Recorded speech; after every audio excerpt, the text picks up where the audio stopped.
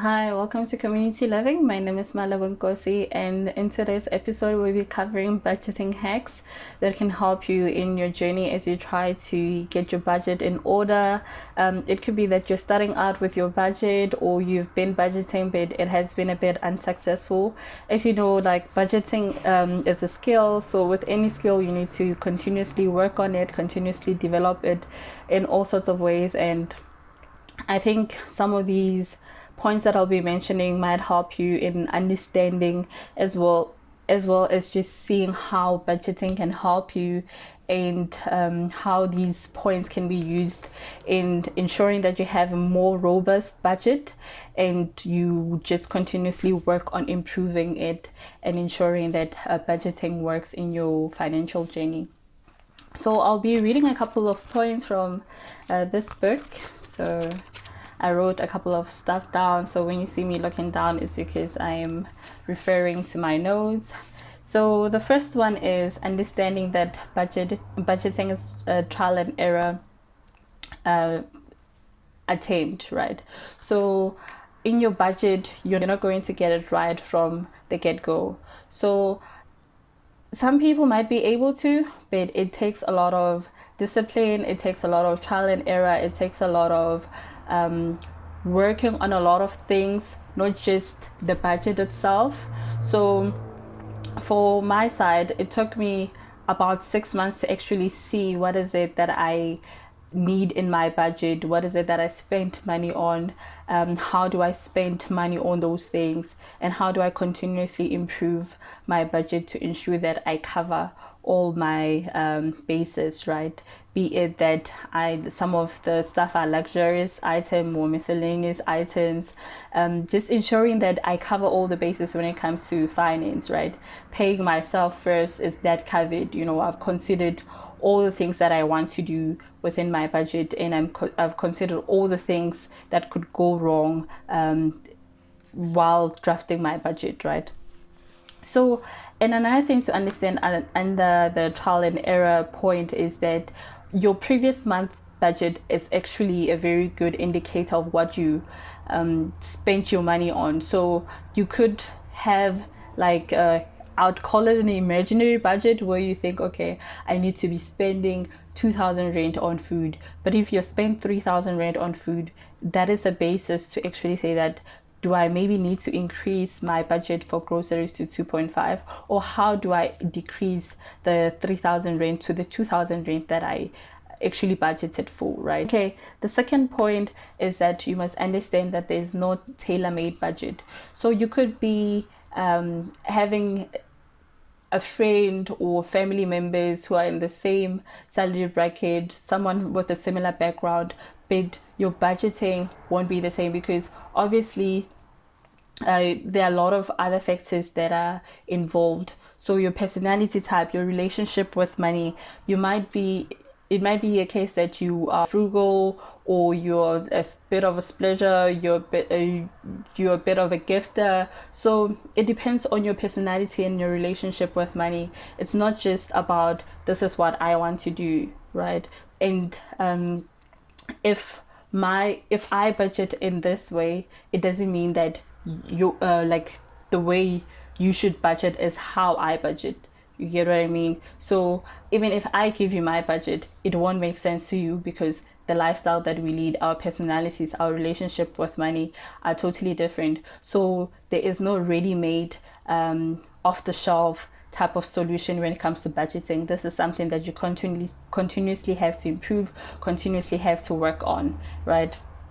So the third one is understanding your relationship with money, as well as understanding the type of lifestyle that you lead, right? I've already mentioned that you might be frugal, you might be a splurger, you might be a gifter. All these things must be taken into account and must be encompassed in your budgeting. So you can't just be like, okay, I will save 50% of my money. How are you going to save 50% of your money? Does it make sense for you to save 50% of money with the relationship that you have, with the lifestyle that you lead, right? With the personality that you have? So some people can save 50% of their money, but that might not be the lifestyle that you lead. And you might find some people that, yes, they have a budget, but they just riding the wave. So it just whatever comes out of it, or yeah, I'll just see how to go about this thing. And some people, they pay attention to detail just in general. They pay, like, apart from their relationship with money, or apart from their personality relation to money, you might find that they have a personality type or character where they pay attention to detail. So that will also be taken into account when you're budgeting. So you find maybe for someone that is frugal, that they will be the one that whenever they go to buy groceries, they're checking out what's actually on sale and all those things. And maybe for someone like myself, who I have a budget for food, but it is continuously changing. Some months I want to buy healthy food, some months I'm buying junk food, some months I'm buying a combination of both, right? So I must take that into consideration when I'm drafting my budget, because I have to understand who I am first, understand how I like, what lifestyle I lead, and not base it on just I would like to do this, but actually this is what I usually do, right? And it'll obviously go to the first point where you'll take quite a long time before you get to a point where you say, I think I understand myself, I think I understand what I spend my money on, right? So the fourth point is that there's no one tool or no ready-made solution or tool that's available out there to just actually draft your budget, right? So this is specifically for drafting your budget. So you find some people would rather have just a paper, and that paper would be sort of like their Bible, where they're like, okay, this is my budget, I spent like 500 on this, subtracting, like, manually taking calculator, trying to see, okay, taking receipts, all those things. And then you find that someone will use like an Excel. I know of a guy who had graphs, graphs of what he spends money on, how he's been spending it, and he's tracking this for years on end. This is not just even a month on month basis. So he's able to check, okay, this month compared to last month, how much did I spend on this? So it depends on what kind of personality you have, or how much attention to detail do you require. So you can't just say that I will use a paper because someone else is using a paper for their budget and they're successful in their budgeting, right? So I, for one, started with sort of like a readily available solution where there was a Google template, right?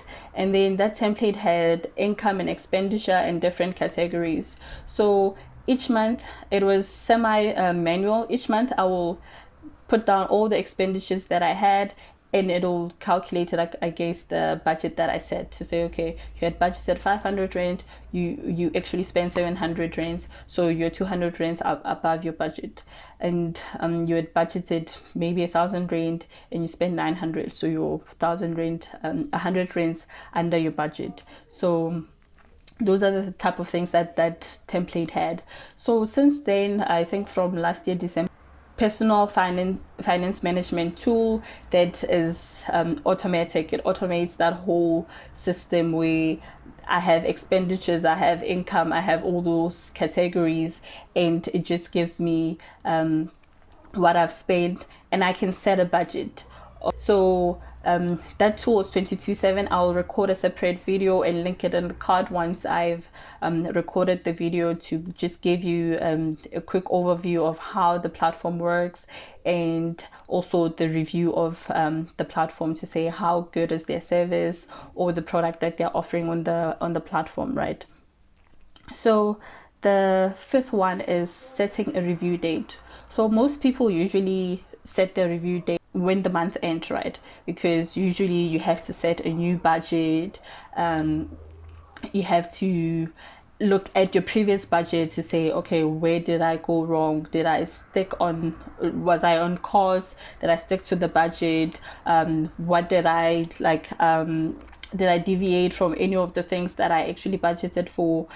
And I actually think that it shouldn't be that way. So for your budget, especially when you're just starting out and you haven't really found your rhythm, you should actually try to make it weekly or bi-weekly review, right? So that you can be able to check things like, have I deviated from my budget, and what are the implications of deviating from this budget, right? So another thing is that for like 22/7, when you have set your budget, you can actually set a notification for a different target. So let's just say you've set 2,000 rand for groceries, right? And then you can say, okay, when I've spent 50%, which is 1,000 rand, it'll send you a notification to say that, okay, you're only left with 50% of the money that you had set out for groceries.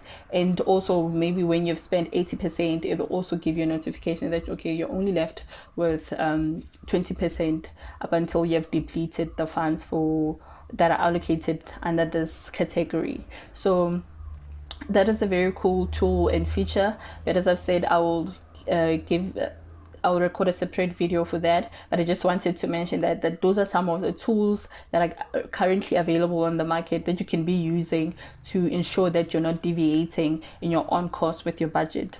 So another thing is, the sixth point is to try and be honest and always introspect, right? So just simple things like your goals, right? What are your goals? Do you have maybe a savings plan in place? Do you have an investment plan in place? So these are not going to be things that are similar for everyone. These are going to be based on a lot of things from your side, right? An understanding of what you need to do financially. What are your financial goals in general? And also things like your membership and subscription. Do you actually need certain membership? Do you need certain subscription? When do you actually review the need of all these things? So those are some of the hacks that you need to introduce when you're budgeting, to say that, okay, did I even take into account my membership and my subscription? And if I'm being honest, I didn't even take into account a subscription fee for Spotify. So I've been using Spotify for almost 2 years now, but it's not even something I put down on my budget, because I could say it's under miscellaneous, but it's actually something that needs to be on the budget separately under subscription fee and membership. That's a category on its own, you know. Those are some of the things that a lot of people just let slip through, because they are items that we get once off and we never really review the need of those items in our lives, right? And being honest and introspective in the sense of like your discipline, right? So some of the things is, you could be purchasing things on a whim. So like one of the hacks is that's out there is that if you really need something, maybe wait 24 hours and see if you do need that item. Another thing under trying to keep yourself very honest and being self-aware and always using an introspective type of perspective is that you could have a savings buddy or mentor, right? So what you could do with the savings buddy is that whenever you're setting a budget, you set budget together. So okay, whoever is going to under budget or over budget does 1, 2, 3. Let's just say if you go over your budget, then you buy the other person a meal. And obviously, if the two of you go over the budget, there's no one who has to buy the other person a meal. But there might be a need for another type of punishment or consequence for when the two of you are not on course with like your budget, right? So you obviously find a way of, or working relationship in establishing what is it that can keep you on course, what is it that can keep you motivated, what is it that can ensure that you're always sticking to your budget, right? And then the eighth thing that I mentioned was that a lot of people would like pay off a certain debt, and obviously because you have less debt, they start to just have this amount just floating around and not having necessarily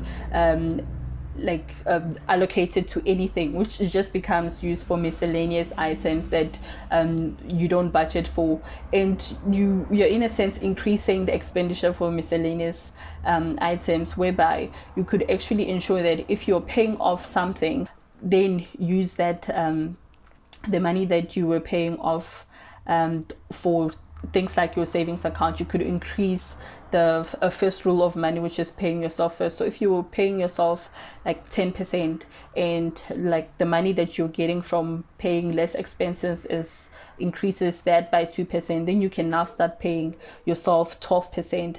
By paying yourself, it essentially means that how much money are you keeping in your account, or keeping for your development, or keeping for your future your future. And also, so yes, those are the 8 hacks that I have in terms of budgeting hacks that you can use in ensuring that you stick to your budget, that you ensuring that you just improve the skill of budgeting,